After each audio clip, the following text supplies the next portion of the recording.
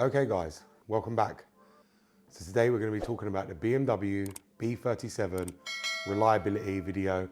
Now if many of you guys don't know what that engine is, it's the 1.5 diesel engine which can be found in the BMWs and Minis, and it's a 3-cylinder engine, and we're going to be talking about all the common problems you will face if you buy that engine or if you have that engine. So many of you guys either have the B37 or are looking to buy it. And this is what I'm doing this video on. Now the B37 is a 1.5 diesel engine, 3-cylinder.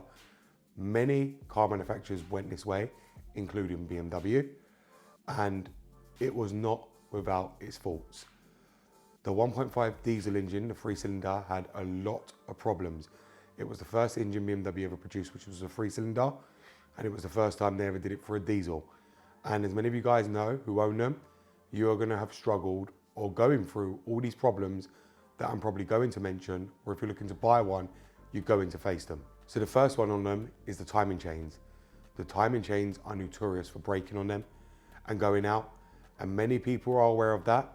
It's a very, very common problem on them, and it was the same chain that they used on the B47, which the B47 timing chains are failing as well on them. The B37 is no different. If you do have a B37 and you're hearing a rattling noise or any kind of loud ticking noise, it will be your chain. The chain guides do break on them. Unfortunately, it is a common problem on BMWs, especially with 4-cylinder engines and 3-cylinder engines. I have no idea as to why BMW cannot build a reliable 4-cylinder or 3-cylinder engine. It's just not in their ingredients when they build engines.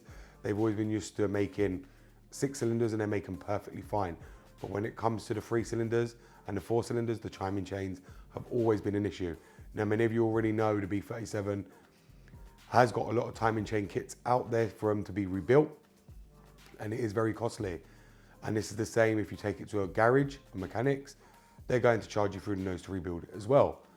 This is why a lot of people don't try and avoid them. Many people don't know because they don't know what they're buying. They see a cheap 116D come up, 118D, cheap X1 or a cheap Mini, and think they're getting a great deal. When in reality, they're not getting a great deal. That person, what they usually do is, the reason a lot of you don't notice that the timing chain's on the way out is they'll put a thicker oil in to quieten the noise. Now this is common to do because a thicker oil will shut the noise down so you don't hear the noise, not as much. A lot of people in the Porsche community do the same thing with bore score. They'll use a thicker oil to quieten the noise of the tapping sounds they like to make, especially when you've got bore score. They will do exactly the same thing. And this is how they end up flogging these cars on and on to someone else by using a thicker oil. Now, obviously, you can't check that while you can't exactly tell the owner to drain the oil or take it to a garage and drain the oil, and you want to know if they had the right oil put in, because you're never going to know. And this is the gamble you take when buying one of these cars with this engine. Like I said, my best advice is to save or have money set aside if you're planning to buy that car or have that car ready to do your timing chain, because it is going to fail and it ain't going to be cheap. The next one is oil leaks. As many of you guys know, oil leaks tend to always come from the valve cover on BMWs. This is the same on the B37, and they also like to leak from the oil filter housing gasket. All of which have always been common on BMWs, whether it's the 6-cylinder, the 4-cylinders, 3-cylinders, V8s, no matter what engine it is, they've always been notorious for it. Now, if they do start leaking, my best advice is to get it changed. You will know if it's actually leaking purely because you will smell it coming into the cabin. You'll smell oil coming from somewhere. Or you'll notice when a light comes on your dash telling you that you've got low oil. That means you've got an oil leak from somewhere. And my best advice is to get it addressed as quick as possible, because it is a common problem on them. And when they leak and they're not rectified, they can damage everything else under the engine bay. Like wiring looms, like belts, auxiliary belts, crankshaft pulleys, they will damage everything inside.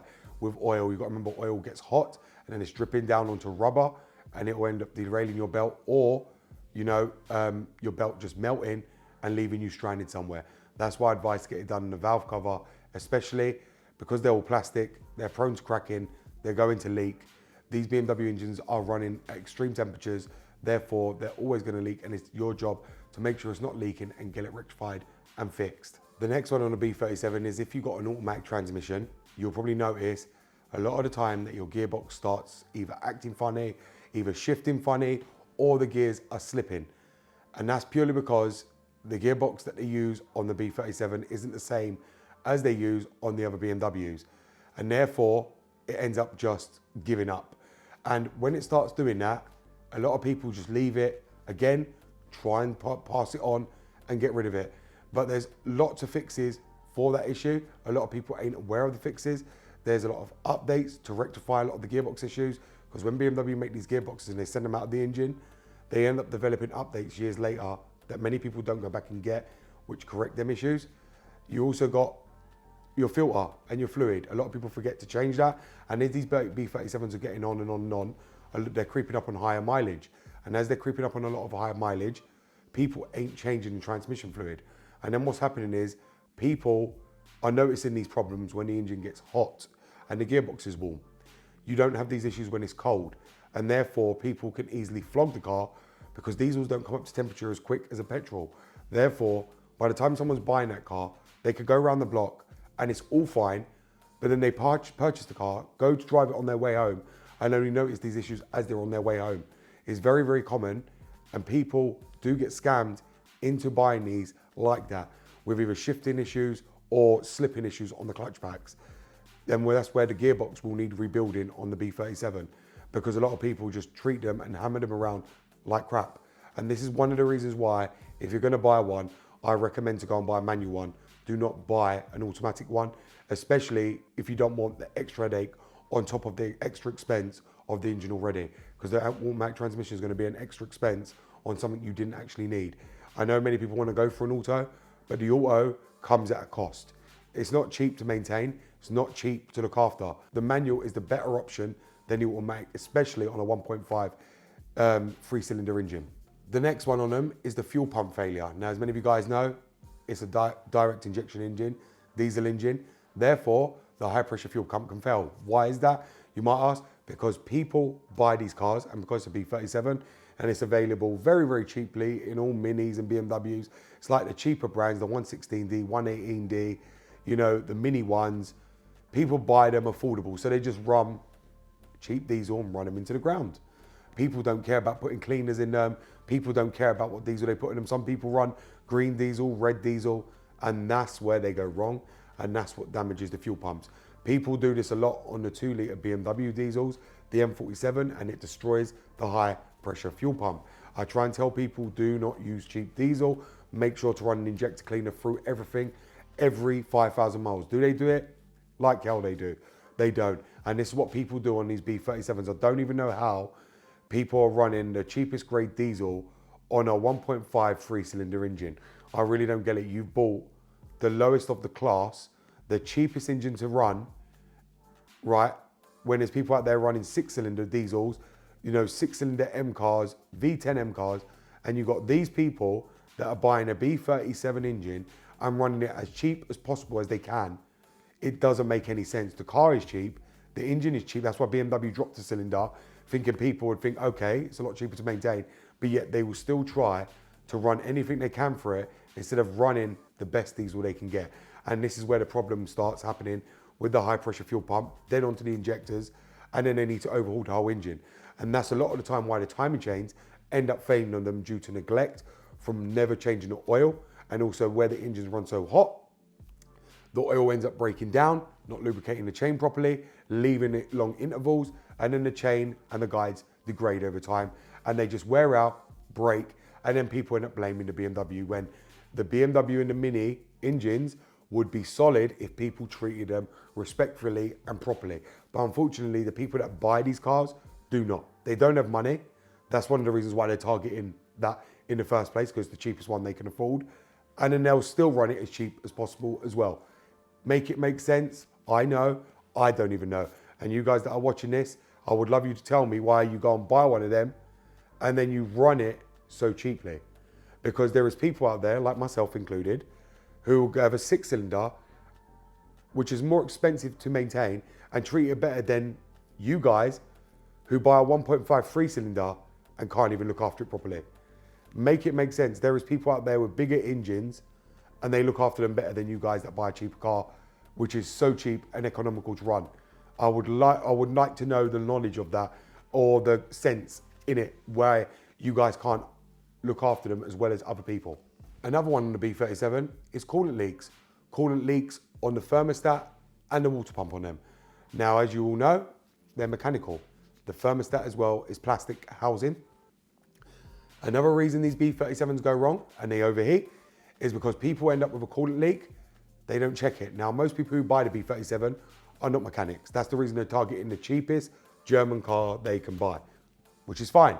The mini ones, the BMW 116, 118D, is the cheapest of the bunch, okay? Them people ain't clued up on mechanics. That's why they're buying it. They think it's gonna be economical. They think it's gonna be powerful still. They think it's gonna be cheap to run. It's only cheap to run if you maintain it properly. When you start having problems like that and you choose to neglect it, which most people do, you have a coolant leak, not bother to check until a light comes on. This is why BMW put them idiot lights on. People like me can code them out because I don't need them. But for people like that are buying these kind of cars, need them lights on. Because these are the type of people that would run these cars into the ground if it wasn't for them sensors all over the engine bay. And yet people moan saying, why has BMW got to make their cars so electrical with sensors everywhere? That's exactly why. Because there's so many people that buy them and have no clue. Now, I'm not talking to the people that drive the 3 litres, 5 litres, M cars, because they do have knowledge. They wouldn't own an M car, they wouldn't drive a 3 litre if they didn't have knowledge. They're very clued up and they want to learn. But these people who buy these B37 are using them as workhorses, running cars to work and back, and that's about it. That's the wrong thing to do with any diesel.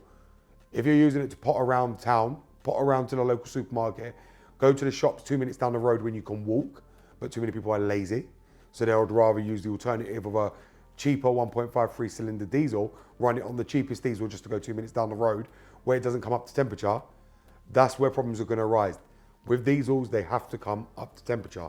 A lot of people ain't aware of that, but if they don't come up to temperature, that's where things go wrong with a diesel. And that's going to bring me on to my next problem on these B37 engines. So the next one is the EGR valve. Now, the EGR ends up causing a lot of problems on a B37, especially with performance. And why is that? Because as I just said, people use them just to pot to the local shops and back and don't get them up to temperature. So what ends up happening is all that soot builds up in that EGR and doesn't get broken down. Now, the whole point of the EGR is the exhaust gas recirculation valve. What that's meant to do is break down any kind of harmful gases, send them down into the DPF to be burnt off. Unfortunately, you guys with your diesels do not get them hot enough to be able to do that. So what ends up happening is that exhaust gas recirculation valve ends up sticking with all the soot. What ends up happening there is the glow plugs don't get up to proper temp to be able to burn it all off from the DPF. So what you're actually doing is dumping it all into DPF, and soot is very sticky black substance. It's mixed with diesel and oil. When it gets into the DPF and the glow plugs do not heat up, you throw that into your DPF and you can end up exploding your DPF from the glow plugs not coming up to temperature. And that's why many people on the B37 end up with their DPFs exploding from all that backup soot from people doing short distance drives. They don't take them on the motorway because why would you? It's not quick enough. Being a 1.5 3-cylinder engine, it really ain't that powerful. They're using them just to go everywhere cheaply and effectively, and that's why they buy the B37. And this is the whole point of why they have problems. This is why a lot of the time your EGR coolers are breaking. Now many people want to put the blame on BMW, and yes, I'll get onto that in a minute. But a lot of the time, I truly believe it's the people, because the people are not getting them up to temperature to make them work the way they intended. People are using these diesels for the average day life, and diesels are not made for that. If you're planning to buy a diesel, make sure you're doing adequate miles for a diesel, using it on the motorway to burn off all the soot and all the crap out of the DPF. A lot of people don't know this and don't do it. This is why a lot of people who want a diesel end up deleting the DPF, the EGR, all the things that are meant to be there to run them around town. And then you end up finding out a lot of their diesel engines do not last long because they've got rid of all that. Yes, they say it's healthier getting rid of it. Is it though? Not really. It's healthy if you're going to drive a diesel the way they are meant to be driven for long distance. It is not healthy to drive a diesel locally. Diesels are not made for that. please look up. Everyone will tell you the same thing I'm telling you. Do not buy a diesel if you're planning to only do 2,000 miles a year. It doesn't make sense. You're better off to buy a petrol to save yourself from all the issues, because the DPFs do explode in them. That's another issue on them. They will explode, along with a flexi pipe that breaks on the B37. A lot of people ain't aware that I know a lot about this engine. The flexi pipes on them will break and crumble, and that's due to the DPF exploding from not getting up to temperature to be able to burn off all the stuff inside the DPF. And this is the problem where people go wrong. This is the reason why the timing chains break. This is the reason for coolant leaks. This is the reason for a lot of it. From them cars not coming up to full temperature, from people not checking their coolant hoses, not checking anything, not checking if the car's actually coming up to temperature, because as many of you guys know, BMW removed the temp gauge on the cars, but you should be able to tell if your engine is coming up to temperature. Diesels take a longer time than a petrol, but a lot of the time, diesels can have their thermostat stuck open, which then makes the car hard to come up to temperature.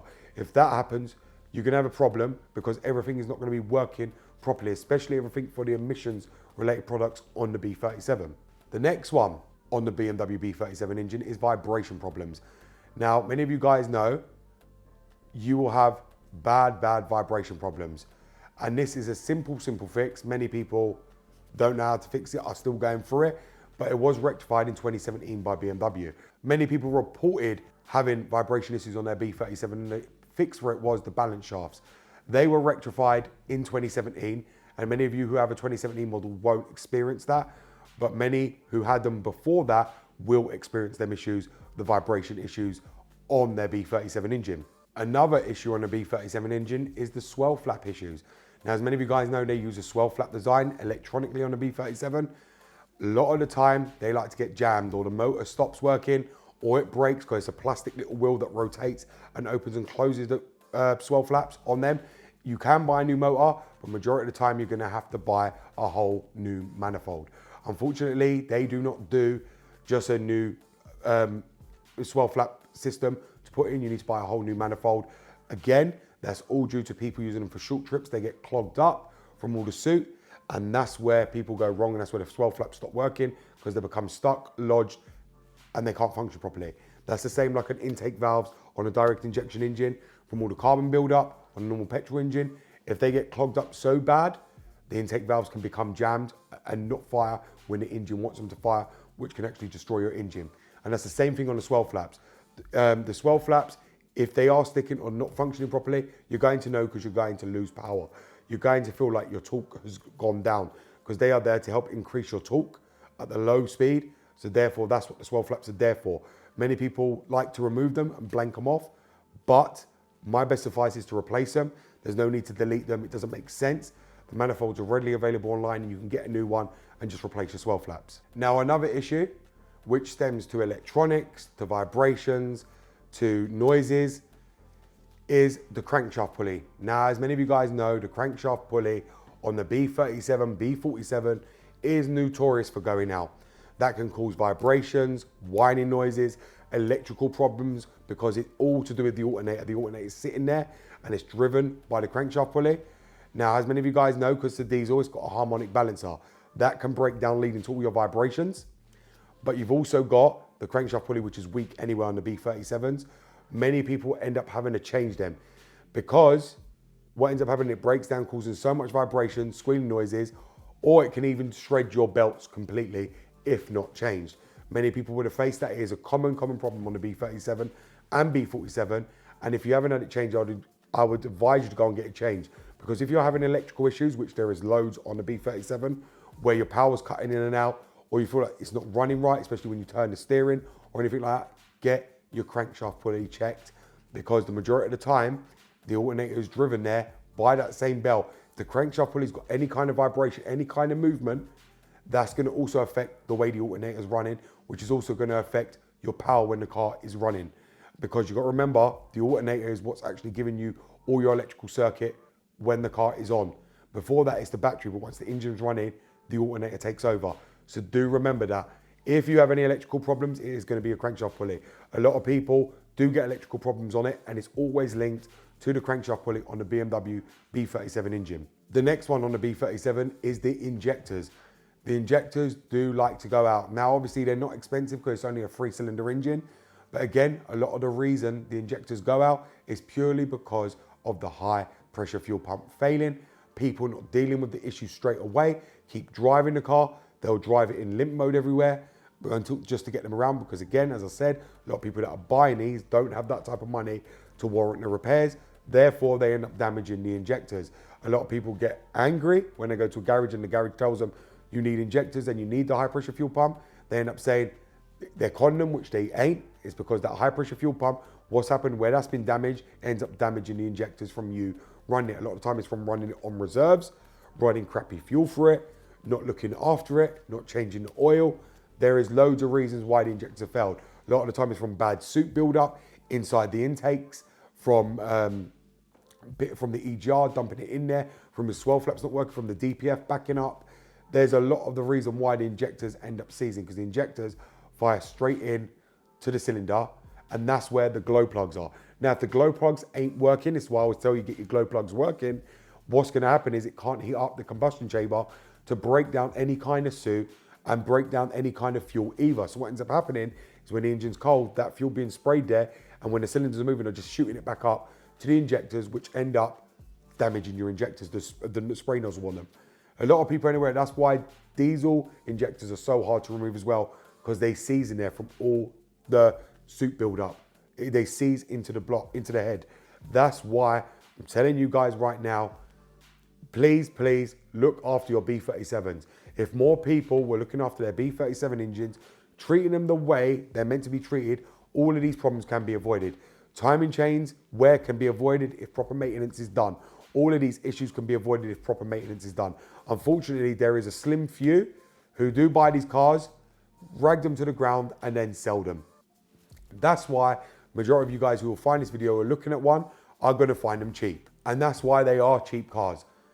They're cheap to buy, so everyone just gets in them, treats them like crap. The same with the Mercedes engine, the A180s, the A220s with a 1.5 engine. The same with the old Renault 1.5 engine. Renault was the leader of the 1.5 engine. They made these way before BMW, the 1.5 DCI. They were rinsed. Everyone got onto them because of the cheap road tax, how many miles per gallon they did, because being 1.5 diesel, everyone was mad about them. But I'm telling you right now, for a BMW, I would not buy a 1.5 diesel myself ever. If I was going to buy a 1.5 diesel, I'd rather buy a Renault, purely because I know they are maintained much better than these BMW B37s. And they don't go wrong. They're solid engines, very solid engines. Many of you guys want to own these mini ones, 116D, 118D, X ones with that engine, all fine. But treat it right. If you're going to just treat it like it's a nothing, expect the problems. Don't go and buy it, then moan that BMW is unreliable, because BMW is reliable in anybody's hands, providing they look after it. If it becomes unreliable, that's a you problem. It's only happened in your hands, because for you would have to go and buy that from someone who it was running perfectly until you got it. So if anything happens to it, it's a you problem. It's not a BMW problem. It's not anyone else's problem. It's a you problem. So on to recalls for the BMW B37. So as many of you guys know, the B37 and B47 were recalled for their EGR valve cooler. Now, as many of you guys know, these were catching fire.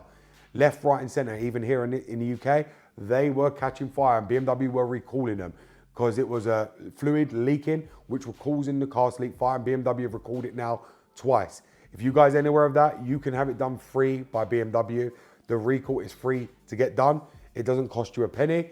Go and check in your country, in the UK or whatnot. I'll put a picture up here showing you the recall. You can go to your MOT and check if your recall's outstanding. If you haven't had it done, please go and get it done. Go and get the valve cooler done so it does not leak fluid, because if it leaks, you could end up in a fire in your car and leave you stranded wherever you are. The next one on the BMW B37, the recall, is a braking system recall. BMW made it widespread for the braking system wasn't as effective as it should be, and they were recalling all BMWs with a B37 engine to have it recalled for the braking system. That was another one they were recalling the B37s for. Now again, that is a widespread one. It depends on where you are. You might have already had it done, you might not. It's all down to you to check if it's been done or it hasn't been done. As I said, I will put the picture above so you guys can see it. contact your nearest BMW dealer or look online to see if yours has already been done. As I said, these recalls, some of them will still be outstanding. I've had many BMWs where the recall is still outstanding even today, and I've had to take them to go and have it done many times because people just didn't bother to do it. So you guys might be out there with your faults that you're having, with, you know, don't even pay to replace your EGR valve cooler. BMW will do it for you for free. And if you've got a problem with your braking system, go and get that recall done on the B37 engine, because it is widespread out there and BMW pay for it to be done. But I hope this clears up a lot of the issues on the BMW B37 engine. Many people have been asking me to do this video regarding the B37, and I hope this video will help many of you guys understand if it's reliable and what is not reliable about this engine. Because many people are under this assumption that because it's a 1.5 litre engine, it's not going to go wrong. If you buy a BMW with the B37 engine, it's all down to you how long it lasts. If you maintain it properly, use it for what it's actually designed to be used for, diesel engines, it will last you as long as you want it to. If you're going to use it, like I said, neglecting ways, not caring about it, abusing it, leaving things to go past their schedule, get ready for it to leave you stranded, because that's what it's going to do. Do not buy any of these cars, because BMWs ain't unreliable. They're only unreliable with people who treat them like crap. If you're going to treat it, go and buy a Ford, buy a Vauxhall, buy something else, because BMW is not unreliable. I could buy one tomorrow and I could have it here for 3-4 years, and I could tell you, just like all my other BMWs, they'll be solid and reliable. But that's probably because I don't drive hardly anywhere anyway. I ride. So that sums it up anyway. I wouldn't hardly use the car. That's why I've got no need for a diesel, purely because I don't do the mileage needed for them. If I did, I would buy one. But unfortunately, I don't do the mileage needed for a diesel. And you guys, think about it carefully. Do you do 10 to 12,000 miles a year? If the answer is no, do not buy a diesel. If you're doing 4,000 to 5,000 miles a year, buy a petrol. Trust me what I'm telling you, diesel is not worth it unless you can warrant doing the mileage, regardless even being a 3-cylinder. So I hope that clears everything up, guys. Thank you very much for watching. It's BMW Dr. Dean here, and goodbye.